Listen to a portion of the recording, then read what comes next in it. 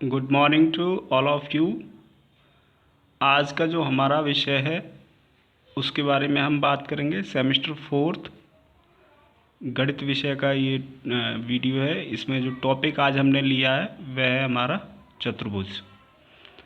इस अध्याय के अंतर्गत हम इसके चतुर्भुज के प्रकारों के बारे में, इसके गुण और विशेषताओं के बारे में बात करेंगे। विभिन्न जो प्रकार हैं उनसे संबंधित जो भी तथ्य हैं, जानकारियाँ हैं, वो हम इसमें शामिल करने का प्रयास करेंगे। साथ के साथ इनके क्षेत्रफल के बारे में भी इसमें बात करेंगे और परिमाप वगैरह का भी जो भी संबंधित जानकारी होगी वो इसमें इंक्लूड है। ठीक है, सबसे पहले हम बात करते हैं चतुर्भुज की। जैसे त्रिभुज की अगर हम परिभाषा देते हैं, त्रिभुज से समझें तो 3 भुजाओं से घिरी हुई बंद आकृति को हम त्रिभुज कहते हैं। उसी प्रकार से 4 भुजाओं से या 4 रेखाखंडों से घिरी हुई बंद आकृति को, है ना, चारों तरफ से घिरी हुई हो, बंद हो, क्लोज शेप होनी चाहिए, बंद आकृति को चतुर्भुज कहते हैं। अब बात आती है इसके अंदर चतुर्भुज में इसकी भुजाएं, संलग्न भुजाएं, सम्मुख भुजाएं, विकर्ण, अंतःकोण, सम्मुख कोण और इसका शीर्ष। ठीक है, तो इसके इन सभी बिंदुओं पे हम चर्चा करेंगे। तो शीर्ष की अगर बात करें सबसे पहले, तो शीर्ष जो जैसे ए, डी, बी और सी, ये ए बी सी डी जो है ये क्या है, इसके शीर्ष हैं। ये क्या है, इसके शीर्ष हैं ये सभी। ठीक है, ये सभी क्या है, शीर्ष हैं। ये चतुर्भुज के चारों क्या है, शीर्ष हैं। अब हम बात करते हैं चतुर्भुज की भुजाओं की। तो चतुर्भुज में कितनी भुजाएं होती हैं, अभी मैंने परिभाषा आपको बताई, तो उसमें मैंने बताया है चतुर्भुज जो है 4 भुजाओं से घिरी हुई बंद आकृति है ना। तो 4 भुजाएं कौन कौन सी हैं इसकी 4 भुजाएं? तो पहली भुजा ए बी, ए से लेके बी तक। तो कैसे इसका नाम वगैरह लिखेंगे हम, ए बी। दूसरी भुजा क्या है इसकी, बी सी। फिर क्या है, सी डी, और लास्ट डी ए। ये इसकी 4 भुजाएं। ठीक है, इसी प्रकार नेक्स्ट हम बात करते हैं संलग्न भुजाओं की। संलग्न भुजाएं क्या होती हैं, जो आपस में किसी बिंदु पर या किसी शीर्ष पर जुड़ी हुई हों। तो जैसे अगर हम बात करें ए बी और बी सी भुजा की, तो इनमें एक कॉमन उभयनिष्ठ बिंदु है बी, शीर्ष जो है। तो ए बी और बी सी जो है वो संलग्न भुजाएं हो गई, यानी जुड़ी हुई हैं, आपस में संलग्न है। ऐसे ही अगर बी सी और सी डी की बात करें तो ये आपस में संलग्न है। सी डी और डी ए की बात करें तो ये आपस में संलग्न भुजाएं हैं। यानी 2 क्रमागत भुजाएं जो होती हैं वो एक दूसरे की संलग्न भुजाएं कहलाती हैं। सम्मुख भुजाओं की बात करते हैं। सम्मुख भुजाएं क्या होती हैं, एक दूसरे के सामने। जैसे ए डी के सामने बी सी और ए बी के सामने सी डी, ये क्या है, एक दूसरे की सम्मुख भुजाएं हैं। विकर्ण की बात करें तो विकर्ण क्या होते हैं, चतुर्भुज के अगर सम्मुख शीर्षों को, जैसे ये शीर्ष है, इसके सामने का शीर्ष ये है, इनको आपस में मिला लें तो जो रेखा ये बन के आएगी इसको हम विकर्ण कहते हैं। ऐसे ही अगर इधर साइड से बी और डी को मिलाएं आपस में तो ये रेखा बन जाएगी, ये भी विकर्ण कहलाएगी। अंतःकोण क्या होते हैं, तो चतुर्भुज के अंदर की ओर जो कोण बन रहे हैं, जैसे ये मैं निशान लगा दिए, ये सभी कोण क्या कहलाएंगे, अंतःकोण कहलाएंगे। ठीक है, और लास्ट पॉइंट है सम्मुख कोण क्या होते हैं, तो एक दूसरे के आमने सामने के कोण जो है वो सम्मुख कोण कहलाएंगे। तो ये कुछ जानकारी है जिनको आपको ध्यान रखना है चतुर्भुज के अंतर्गत। इसी के आधार पर ये एक टेबल है जिसे आप वीडियो पॉज करके जो है 2-4 मिनट देख के किसी कागज़ वगैरह पर राइट करके इन चीज़ों के बारे में इसमें ये खाली जहाँ जगह आपको दिखाई दे रही है वहाँ फिल करना है। ठीक है, ये जो क्या फिल करना है सामने लिखा हुआ है आपके पास, अभी जैसे मैंने पिछले वाले डायग्राम में बताया था, ये सभी फिल करने हैं आपको।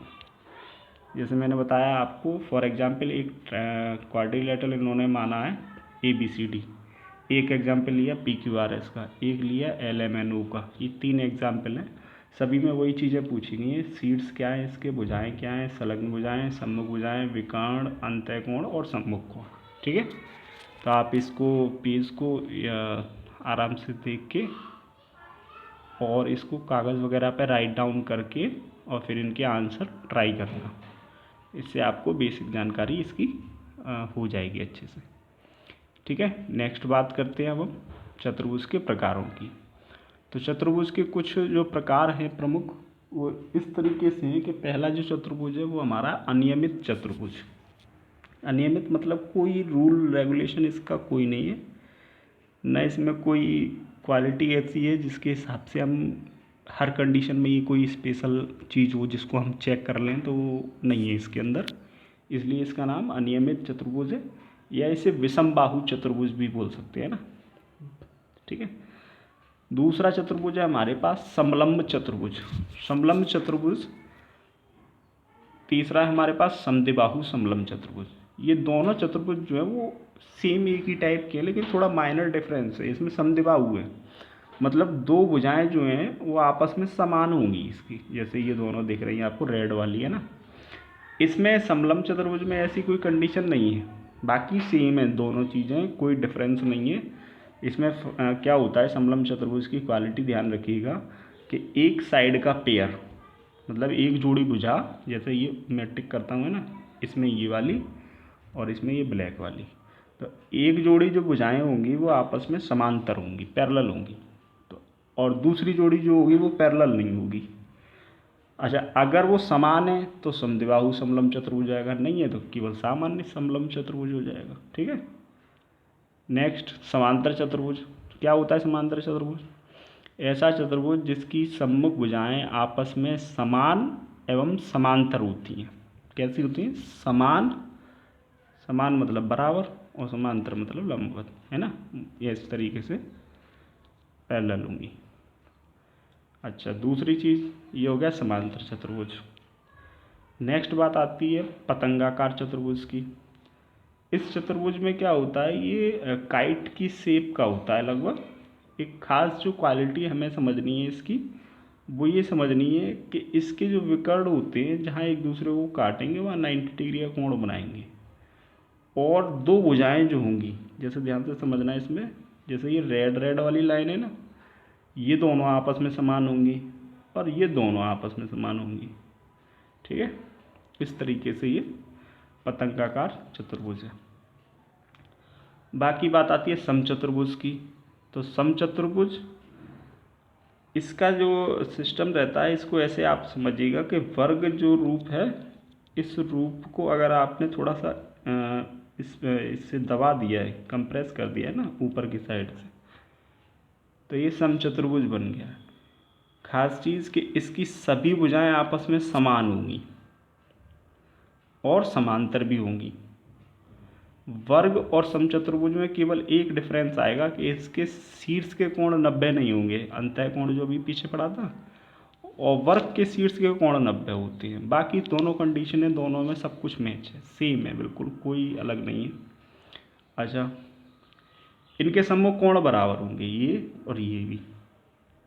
ठीक है, ऐसे काइट वाली शेप में भी जो रेड वाला निशान बना हुआ है ये इक्वल एंगल है, और जहाँ नहीं बना हुआ है यहाँ पे अलग अलग होंगे। ऐसे ही इसमें है ना, जिनमें इक्वल का निशान लगा हुआ है ये सेम जैसा वो इक्वल है। अच्छा, आयत की अगर बात करें तो इसके सभी कोण जो होंगे वो 90 पे होंगे, और वर्ग के भी सभी 90 होंगे।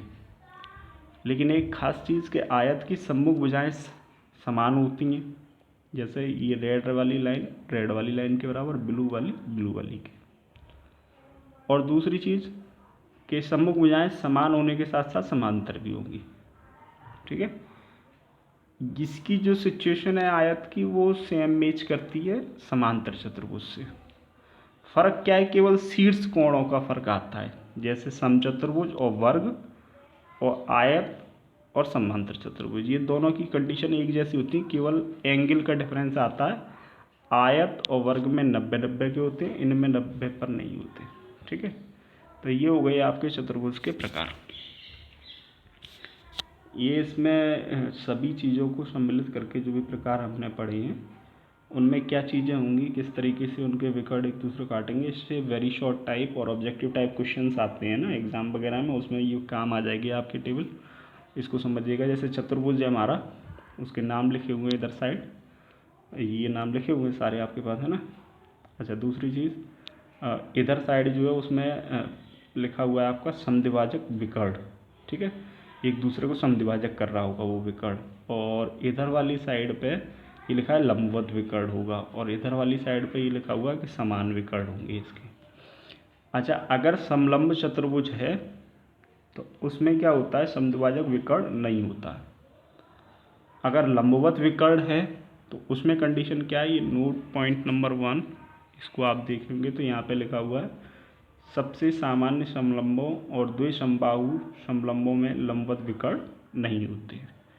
तो सामान्य तौर पे जो होता है उसमें लंबवत विकर्ण नहीं होते। अच्छा, समान विकर्ण नहीं होंगे। तो इस प्रकार से आपको ये पूरी टेबल, इसमें कुछ पॉइंट हैं जहाँ आपको ये बहुत काम के भी है, उनको आपको ध्यान रखना है। और इसके साथ जो नोट पॉइंट लगा हुआ है 1 और नोट पॉइंट 2, ये दोनों पीछे नेक्स्ट स्लाइड में लगे हुए हैं, ठीक है। आयत में अगर बात करें तो आयत की समद्विभाजक विकर्ण होते हैं, हाँ। लंबवत विकर्ण होते हैं, नहीं। समान विकर्ण है, हाँ। समचतुर्भुज की बात करें तो समद्विभाजक विकर्ण होते हैं इसके अंतर्गत, हाँ। विकर्ण आपस में एक दूसरे को समद्विभाजित करते हैं। लंबवत भी होते हैं, इट मीन्स वो एक दूसरे के साथ 90 डिग्री का एंगल भी बनाएंगे। और समान विकर्ण होते हैं तो नहीं होते समान, ठीक है। तो समचतुर्भुज में है ना। और वर्ग में तीनों चीज़ें हाँ हैं, समद्विभाजक विकर्ण भी होंगे, लंबवत विकर्ण भी होंगे, और आपस में समान भी होंगे वो विकर्ण। आप ये डायग्राम से इस चीज़ को आसानी से समझ सकते हैं, ठीक है। नोट पॉइंट 1 और 2 आपके ये लिखे हुए हैं, नीड जो भी हुआ आपको उसमें से ये यहाँ से आप देख सकते हैं। ये आपका जैसे डायग्राम है, देखो है ना, इसको समझना। आयत में ये विकर्ण बनाया आपने, एक इधर से एक इधर से। अगर आप अब इस चित्र को जैसे और अच्छे से बनाएंगे कागज़ पेंसिल की हेल्प से, तो इसमें देखेंगे तो यहाँ पर ये 90 डिग्री नहीं बन रहा है ना। अच्छा, चेक करते हैं ज़रा इसे, क्या स्थिति है इसकी। आयत है ना, आयत में लंबवत विकर्ण क्या लिखा है, नहीं। क्या लिखा है यहाँ पे, आयत में लंबवत विकर्ण होते नहीं होते, है ना। तो ये चीज़ हमें ध्यान रखनी है कि आयत में यहाँ से हमें ये विकर्णों की पूरी जानकारी मिल जाएगी। नेक्स्ट हम बात करते हैं, इसी प्रकार से आपको ये चीज़ें समझनी है, ठीक है। अच्छा, वर्ग में भी इसी तरीके से ये समांतर चतुर्भुज का है, समचतुर्भुज, समलंब, पतंग। अच्छा, एक पॉइंट इसमें ये आया उत्तल एवं अवतल चतुर्भुज के बारे में। तो ये क्या होता है, उत्तल एवं अवतल चतुर्भुज क्या है। तो उत्तल एवं अवतल चतुर्भुज क्या है कि जब किसी चतुर्भुज का एक कोण 180 डिग्री से ज़्यादा का हो जाए, अंतः कोण है ना, अंतः कोण से ध्यान रखना है। तो इंटरनल एंगल जैसे ये 180 से अबव चला गया तो वो अवतल कोण हो जाएगा। कैसा हो जाएगा, अवतल चतुर्भुज। अच्छा, बाकी इसमें क्या है, सभी कोण जो है 180 से कम के हैं, तो ये उत्तल की कंडीशन है। ये कौन सा है, उत्तल, और ये कौन सा है, अवतल चतुर्भुज। डेफिनेशन ध्यान रखना कि इस इंटरनल एंगल कोई भी 180 डिग्री से ज़्यादा हो, थीटा की वैल्यू मोर देन 180, 180 डिग्री से ज़्यादा होनी चाहिए ना, 180 डिग्री से। अगर 180 डिग्री से ज़्यादा है इंटरनल एंगल है ना, अंतः कोण, तो वो चतुर्भुज अवतल चतुर्भुज कहलाएगा। और अगर 180 डिग्री से कम है सभी कोण, 4 कोण होते हैं चतुर्भुज में, तो वो उत्तल कहलाएगा, ठीक है। नेक्स्ट इसमें आपको यही चतुर्भुज से संबंधित जानकारी है, इसको भी आप ट्राई करिएगा जैसे पीछे किया था। तो एक क्वेश्चन है आपका समलंब, पहले इससे चित्र से रिलेटेड है। समलंब वह चतुर्भुज जिसके सम्मुख भुजाओं का युग्म, सम्मुख भुजाओं का युग्म कैसा होता है इसमें, तो समांतर होता है। एक सम्मुख भुजा का युग्म कैसा होता है, समांतर होता है। समांतर चतुर्भुज की वह चतुर्भुज जिसकी सम्मुख भुजाएं समांतर होती हैं। समांतर चतुर्भुज की सम्मुख भुजाएं समांतर होने के साथ साथ क्या होती है, बराबर भी होती हैं। ठीक है, समांतर भी बराबर। इस प्रकार से इनके आंसर आपको सभी प्रश्नों के इसमें चेक करके देखने हैं अपने आप। ये वर्ग, उत्तल चतुर्भुज, अवतल चतुर्भुज, इसके भी दे रखे हैं। अब बात आती है चक्रीय चतुर्भुज की। तो चक्रीय चतुर्भुज ऐसा चतुर्भुज जिसके सभी शीर्ष वृत्त की परिधि पर स्थित होते हैं, चक्रीय चतुर्भुज कहलाता है ना। और चूंकि ये टॉपिक जो है वो चतुर्भुज और वृत्त दोनों से संबंधित है, दोनों अध्यायों में आपको देखने को मिल सकता है। और इसमें क्या होता है, चक्रीय चतुर्भुज के सम्मुख कोणों का योग 180 होगा, है ना। कैसे, जैसे ये सम्मुख कोण है, अभी आपको बताया था पीछे, तो इनका टोटल 180 होगा। ऐसे इसका और इसका टोटल 180 होगा। ठीक है। चतुर्भुज के क्षेत्रफल की बात आती है तो अलग अलग प्रकार के जैसे चतुर्भुज हैं, तो उसमें से जो हमारे कोर्स में प्रमुखतः प्रयोग होते हैं चतुर्भुज, उनके क्षेत्रफलों से संबंधित मैंने यहाँ पर आपके लिए लिख दी हैं सारे फॉर्मूले। तो पहला आयत का क्षेत्रफल होता है लंबाई गुणा चौड़ाई। वर्ग का क्षेत्रफल वर्ग की भुजा का स्क्वायर कर दो, कोई भी एक भुजा चूँकि आपस में सभी समान होती हैं। समांतर चतुर्भुज का क्षेत्रफल कितना होता है, समांतर चतुर्भुज की एक भुजा और उस पर डाला गया शीर्ष लंब, उसकी लंबाई, है ना। समलंब का क्षेत्रफल क्या होता है, 1/2 दोनों समांतर भुजाओं का योग और उनके बीच की दूरी। चतुर्भुज का क्षेत्रफल, ये जब प्रयोग करना है फॉर्मूला हमें जब हमें विकर्ण के मान पता हों, भुजाएं नहीं दी गई है ना। तो 1/2 पहला विकर्ण और गुणा दूसरा विकर्ण। ठीक है। अच्छा, समचतुर्भुज का क्षेत्रफल कैसे निकलता है, तो उसमें भुजा का स्क्वायर माइनस विकर्ण का स्क्वायर बटे 2, इस फॉर्मूले से भी ज्ञात कर सकते हैं। ठीक है। तो ये कुछ विभिन्न फॉर्मूले हैं जिनकी सहायता से आप चतुर्भुज की क्षेत्रफल ज्ञात कर सकें। इनसे संबंधित एक्सरसाइज आप लोग ट्राई करिएगा। कोई दिक्कत किसी को आए तो बताइएगा, है ना।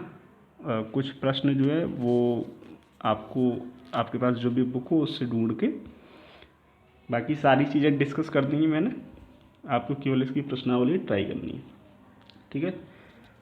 Thanks to all of you, be safe, stay at home.